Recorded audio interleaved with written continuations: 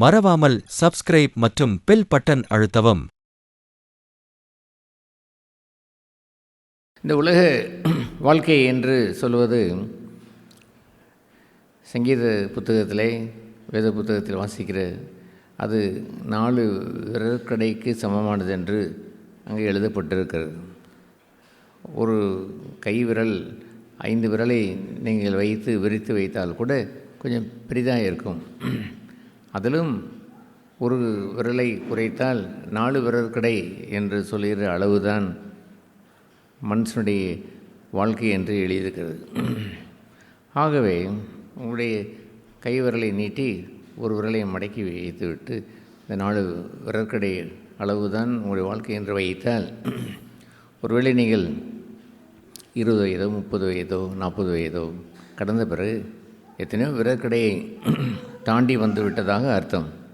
2 விரற்கடையை தாண்டிவிட்டால் இன்னும் 2 விரற்கடை தான் இருக்கிறது.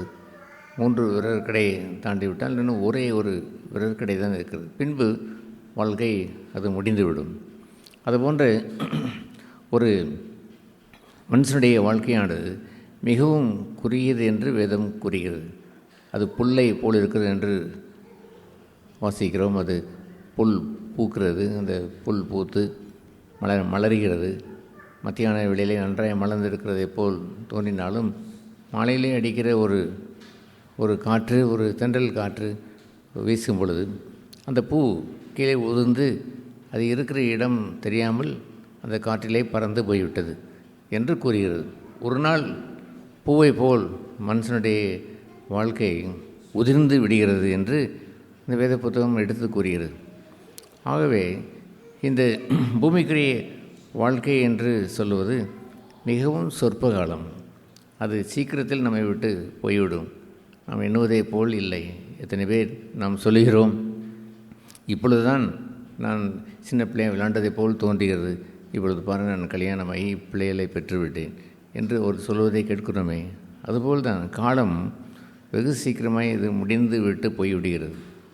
இதை கேட்க அன்பான சகோதர சகோதரிகளே, இது போன்ற ஒரு வாழ்க்கை வாழ்வது தான் நம்முடைய வாழ்க்கையா? இந்த பூமிக்குரிய வாழ்க்கையை இப்படியாய் நம் வேதம் சொல்லுகிறபடி அவன் புசித்தான், அவன் குடித்தான், அவன் மரித்தான், அவன் மறைந்து போனான் என்று இருப்பது போதுமா? இந்த உலக வாழ்க்கையில் எவ்வளவுதான் நாம் பிரயாசப்பட்டு நாம் சேர்த்து வைக்கிற ஆசைகள் அந்தஸ்துகள் என்று இருந்தாலும் அது அனைத்தும் சீக்கிரமாக இது கடந்து போய்விடுகிறது. அது சந்ததியாய் காலம் காலமாய் பார்க்கும் பொழுது எத்தனையோ சந்ததிகளை தாண்டி நாம் போய்கொண்டு இருக்கிறோம். எல்லாம் கடந்து அது மறைந்து ஒளிந்து போய்விட்டது. இது போன்ற ஒரு வாழ்க்கை பயணம் என்பதை, குறுகலான இந்த வாழ்க்கை பயணத்தை இல்லாமல் ஒரு தெய்வத்தோடு போகிற ஒரு வாழ்க்கை பயணம் ஒன்று இருக்கும் என்றால் அது எவ்வளவு பெரிய ஒரு நற்செய்தி. அதை தருவதற்காகத்தான் இயேசுபிரான் அவர் பரத்திலிருந்து தெய்வம் நம்மை தேடி இந்த பூமிக்கு வந்தார். இதற்காக அவர் வந்தார் என்றால், நாம் இழந்து போன அந்த நித்திய ஜீவன், இப்படி வைத்திருப்பதெல்லாம் அழிந்து போகின்ற ஒரு ஜீவன், நாம் வாழுகிறோம், நாம் வயதாகிறோம், பின்பு நாம் மரிக்கிறோம் என்று சொல்கிற அழிந்து போகிற அந்த ஜீவன் அல்ல, அழியாத ஒரு ஜீவனை தருவதற்காகவே இயேசுபிரான் பரத்திலிருந்து அந்த நித்திய ஜீவனை, நிரந்தரமான அந்த ஜீவனை பெற்றுக்கொள்ளும்படி, மனுஷன் இழந்த அந்த நித்தியமான அந்த ஜீவனை பெற்றுக்கொள்ளும்படி நம்மை தேடி இந்த உலகத்திற்கு அவர் வந்தார். இதை கேட்குற அன்பான சகோதர சகோதரிகளே, ஒரு நீண்ட ஒரு அதில் விவரிப்பு இருந்தாலுமே கூட சரியாய் உங்களுக்கு விளங்க வேண்டும் என்றால் சுருக்கமாய் சொல்லக்கூடும் என்று சொன்னால், தெய்வம் அந்த புதிய வாழ்க்கைக்கு என்ன பெயரிட்டார் என்றால் விசுவாச வாழ்க்கை என்று பெயரிட்டார். மனுஷன் நம்புவது என்பது வேறு, விசுவாசம் என்பது வேறு. ஒருவர் நம்புவது, பணத்தை நம்புவது, இல்லை ஆஸ்தியை நம்புவது என்று சொல்கிற நம்புவது என்று சொல்வதெல்லாம் அழிந்து போகின்ற நம்புவதாக இருக்கும் பொழுது, அழியாத ஒன்றை நம்புவதற்கு பெயர் தான் விசுவாசம் என்று பெயர். ஆகவே தெய்வம் அவர் இந்த பூமிக்கு வரும்பொழுது மனுஷனுக்கு ஒரு முதல் ஆரம்பமாய் செய்தது என்னவென்றால், அவன் தன்னை விசுவாசிக்கும்படி கேட்டுக்கொண்டார். ஒருவன் என்னை விசுவாசித்தால் அவருடைய நாமத்தின் மேல் விசுவாசம் கொண்டவனாய் மாறினால் அவனை தேவனுடைய பிள்ளையாய் மாறும்படி அவனுக்கு அதிகாரம் கொடுத்தார் என்று எழுதியிருக்கிறது. அதுபோன்று நாம் முதலாவது அவரை விசுவாசிக்கிற ஒரு இடம் இருக்கிறதே. இறைவா, என்னை தேடி வந்தவரை, என் பாவத்தை மன்னித்து என்னை தெய்வத்தின் பிள்ளையாய் மாற்ற வந்தவரை, உம்மை என் இரட்சகராய் ஏற்றுக்கொள்கிறேன் என்று நீங்கள் ஏற்றுக்கொள்ளும் பொழுது, நீங்கள் ஒரு விசுவாசித்து நீங்கள் ஏற்றுக்கொள்ளும் பொழுது தேவனுடைய பிள்ளையாய் நாம் எல்லோரும் தேவனுடைய பிள்ளைகளாய் மாறிவிடுகிறோம். இந்த உலகத்திலே உள்ள மாந்தர்களை இயேசுபிரான் குறிப்பிடும் பொழுது, நாம் முன்பு எல்லோருமே இருளின் பிள்ளைகளாக இருந்தோம், இப்பொழுது வெளிச்சத்தின் பிள்ளைகளாக வந்துவிட்டோம். முன்பு பிசாசின் பிள்ளைகளாக இருந்தோம், இப்பொழுது தெய்வத்தின் பிள்ளைகளாக மாறிவிட்டோம் என்று அவர் எடுத்து கூறுவார். அதுபோன்ற ஒரு தேவனுடைய பிள்ளையாக நீங்கள் மாறின பிறகுதான் அவர் ஒரு பரத்தினுடைய பாதையை திறந்து வைத்து அந்த விசுவாசத்தை துவக்கி வைக்கிறார். அவருக்கு பெயரே விசுவாசத்தை துவக்குவார், பின்பு முடிப்பார். எங்கே முடிப்பார் என்று சொன்னால், இந்த பூமியிலே வாழ்கின்ற இந்த வாழ்க்கையிலேயே ஒரு துவக்கம் உண்டாகி இறைவனை நோக்கி பயணம் செய்கிற ஒரு வாழ்க்கையை நாம் தொடங்கி, முடிவிலே இந்த உலக வாழ்க்கையிலே மரணம், சரீரத்திற்கு மரணம் என்று வருகிறதே, அது எல்லோருக்கும் வருகின்ற அழிந்து போகிற ஒரு மரணத்தை போல், புல்லின் பூ மறைந்து போவதை போன்ற ஒரு மரணம் எல்லோருக்கும் சம்பவிக்கத்தான் செய்யும். அந்த மரணத்திற்கு பிறகு அழியாத ஒரு ஜீவனை தருகிற அந்த ஆத்மா இருக்கிறதே, அந்த ஆத்மாவை அவர் தன்னை விசுவாசித்தவனுக்கு நித்திய ஜீவனை தருகிறார். அவனை நடத்தி சென்று அவன் அழியாத ஜீவனை பெற்றுக்கொள்ளும்படி, நித்திய ஜீவனை அடையும்படி, ஒருபோதும் அழியாத ஒரு வாழ்க்கையை வாழும்படி அவனை நடத்தி கொண்டு போகிறார். ஆகவே இயேசுபிரான் எப்படி மரித்து உயிர் தெழுந்து இப்பொழுது பரத்தில் இருக்கிறாரோ, அதே போலவே இந்த உலகத்தில் அவரால் துவக்கப்பட்ட விசுவாச வாழ்க்கையை பெற்றவர்கள் அனைவருக்கும், அவர்கள் அனைவருமே இயேசுபிரானைப் போலவே அவர்கள் மரித்தாலும் தெய்வத்தோடு பிழைத்திருக்கிற நித்திய ஜீவனை பெற்றுக்கொள்வார்கள். இது கேட்குற அன்பான சகோதர சகோதரிகளே, இது போன்ற ஒரு வாழ்க்கை பயணத்தை தொடங்குவது என்பதுதான் ஒரு மேலான ஒரு அற்புதமான வாழ்க்கை. இது போன்ற வாழ்க்கையை நீங்கள் விரும்புகிறீர்களா?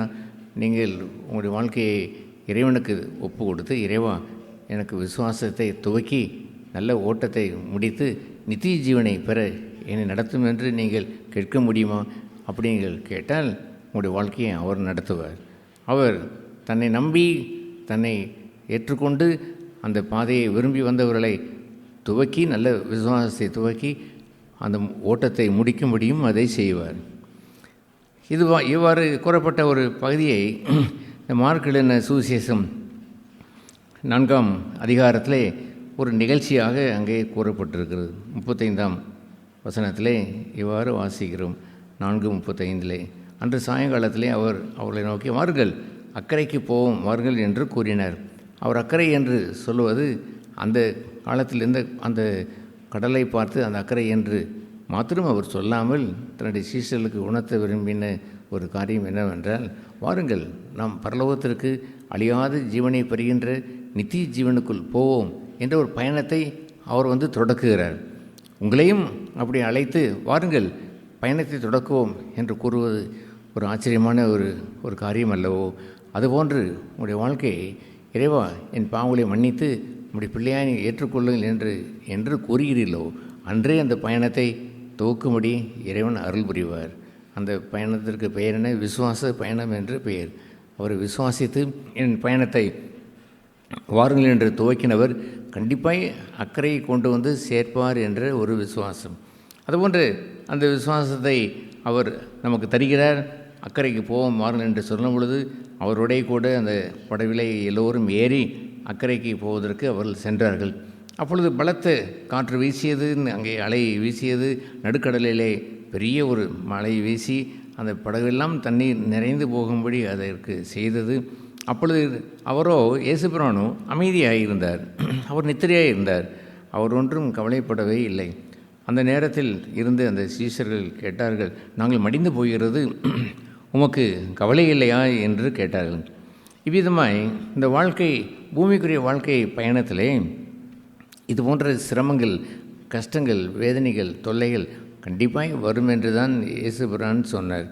அவர் இந்த உலகத்தில் உள்ள மாந்தர்கள் எண்ணுகிறதை போல் இல்லை. இந்த உலகத்தில் உள்ள மாந்தர்கள் அனைவரும் என்ன எண்ணுகிறார்கள், என்ன தெய்வத்தை நம்பி என்ன பிரயோஜனம், எங்கள் வாழ்க்கையில் இவ்வளவு கஷ்டமா, இவ்வளவு புயல் அடிப்பதா, இவ்வளவு வேதனையா என்றெல்லாம் சொல்லுகின்ற முறுமுறுக்கிற மக்கள் இருக்கிறார்கள். ஆனால் இயேசுபிரான் கற்றுக் கொடுத்தது என்னவென்றால், இந்த பூமியிலே வாழ்ந்து இந்த பயணத்தை நீங்கள் தொடரும் பொழுது, அக்கறைக்கு நீங்கள் போய் சேர வரும்பொழுது கண்டிப்பாய் பிரச்சனைகள் வரும். எல்லோருக்கும் வருகின்ற பிரச்சனைகள் வரும், கஷ்டங்கள் வரும், துன்பங்கள் வரும், பெருங்காற்றுகள் அங்கே வீசத்தான் செய்யும்.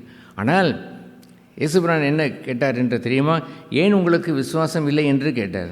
அந்த 40ஆம் வசனத்திலே அவர் கேட்டார். என்ன விசுவாசம்? இந்த கடல் அலை ஓய வேண்டும் என்பதற்காக அல்ல, புயல் நிற்க வேண்டும் என்பதற்காக அல்ல. அவர் சொன்னாரே அக்கறை போவோம் என்று சொன்னாரே, அந்த அடுத்த கரைக்கு நம்மை கொண்டு போவார் என்ற விசுவாசம் ஏன் இல்லை என்று அவர் கேட்டார். இது கேட்குற அன்பான சகோதர சகோதரிகளே, இது போன்ற ஒரு வாழ்க்கை பயணம், தெய்வத்தோடு பயணிப்பது என்பது மிக ஆச்சரியமான ஒரு வாழ்க்கை. இந்த உலகத்திலே எல்லோரையும் போல துன்பங்கள் எங்களுக்கு வந்தாலும், கஷ்டங்கள் நேர்ந்தாலும், எத்தனை தான் துன்பங்கள் அந்த புயல் அலையைப் போல் எங்கள் மீது வந்து வீசினாலும், நாங்களோ விசுவாசத்தை விட்டு விலகுவதில்லை. எங்களை அழைத்தவர் உண்மையுள்ளவர், விசுவாசத்தை அவர் துவக்கினார், நிச்சயமாய் முடித்து வைப்பார் என்ற விசுவாசத்தோடு இருக்கிறோமே. அல்லாமல் எங்களுக்கு ஏன் இந்த கவலை, கடவுளை நம்பி என்ன பிரயோஜனம், எல்லா மார்க்கத்திலையுமே அதை கேட்டு விடுகிறார்கள். அவரை நம்பி என்ன பிரயோஜனம், அவருக்கு போய் காவடி எடுத்து என்ன பிரயோஜனம், இந்த சிலுவை வாழ்க்கையை வாழ்ந்து என்ன பிரயோஜனம், வேளாங்கண்ணிக்கு போய் என்ன பிரயோஜனம் என்றெல்லாம் கேட்கிற மாந்தர்கள் நிறைந்த இந்த இடத்துல இயேசுபிரான் சொன்னார், அப்படியெல்லாம் நீங்கள் சொல்லக்கூடாது. உங்களுடைய விசுவாசம், என்னை அழைத்தவர் இந்த வாழ்க்கை படகிலே கஷ்டங்கள் வரத்தான் செய்யும், அதையெல்லாம் தாண்டி எங்களை அக்கறை போய் சேர்ப்பார், எங்களை நித்திய ஜீவனை அடையும்படி கொண்டு போவார் என்பதை நீங்கள் ஏன் நம்பவில்லை, விசுவாசிக்கவில்லை? உங்களுடைய விசுவாசத்தை குறித்து எப்படி கேட்டார்? ஏன் உங்களுக்கு விசுவாசம் இல்லாமல் போகும்படி போனது என்று அவர் கேட்டார். அதை கேட்டு மாத்திரத்திலே அந்த சீசர்கள் செம்மை பெற்று ஒரு நல்ல நிலைக்கு திரும்பி வந்து விட்டார்கள். ஒரு சமாதானமான அமைதியான இடத்திற்கு வந்தார்கள். அதன் நிமித்தம் என்ன நடந்தது? காற்றும் கடலும் அமைதியாகி போனது. பின்பு அந்த 5ஆம் அதிகாரம் 1ஆம் வசனம் அங்கே கூறுகிறது போல, அங்கே அவர்களுடைய படகானது அக்கறைக்கு போய் சேர்ந்தது என்று எழுதியிருக்கிறது. அடுத்த கரைக்கு போய் சேர்ந்தது. இது கேட்குற அன்பான சகோதர சகோதரிகளே, உங்களுடைய வாழ்க்கை பயணத்தை இந்த பூமிக்குரிய இந்த சாதாரணமான பயணமாய் வைத்து வாழ்வது சரியல்ல. அது எல்லோரும் வாழ்கிறார்கள், அதை வாழ்ந்து சீக்கிரமாக வாழ்க்கையும் முடிந்து விட்டு போகிறது, மண்ணோடு மண்ணாயும் போகிறார்கள், அல்லது வாழ்க்கை கெட்டு போகிறது. அந்த வாழ்க்கையை நித்திய ஜீவன் அடைவதில்லை. குறுகிய காலத்திலே இந்த பூ மலர்ந்தது, அந்த பூ உதிர்ந்தது, அது பிறந்தது, அது மரித்தது என்று கதையை முடித்து விட்டு போவதை போல் வாழ இறைவன் வரவில்லை. நாம் இழந்த நித்திய ஜீவனை பெற வேண்டும் என்பதற்காகவே இயேசுபிரான் நம்மை தேடி வந்தார். அந்த நித்திய ஜீவன் உங்களுக்கு வேண்டாமோ? இந்த பூமியிலிருந்து நாம் கடந்து நம்முடைய ஆத்துமாவிலே உயிர் பெற்று என்றென்றும் வாழுகின்ற, தெய்வத்தோடு வாழுகின்ற அந்த நிரந்தரமான அழியாத நித்திய ஜீவனை தருவதற்காகவே இந்த வாழ்க்கை பயணத்தை துவக்குவதற்கு அவர் வந்திருக்கிறார். அவரை நம்பி ஒப்பு கொடுத்து வாழ்ந்தவர்கள் எவர்களோ அவள் அத்தனை பேரையும், எத்தனை தான் துன்பங்கள், வேதனைகள், சோதனைகள் என்று பூமியிலே வந்தாலும் அதையெல்லாம் கடந்து அவர் கூறினபடியே அக்கறை கொண்டு போய் சேர்ப்பார். எழுந்து போன நித்திய ஜீவனை அடையும்படி செய்வார். இந்த பாக்கியத்தை நாங்கள் பெற்றிருக்கிறோம். நீங்கள் யாவரும் பெற்றுக்கொள்ள இறைவன் இயேசு அருள் புரிவாராக. மறவாமல் சப்ஸ்கிரைப் மற்றும் பெல் பட்டன் அழுத்தவும்.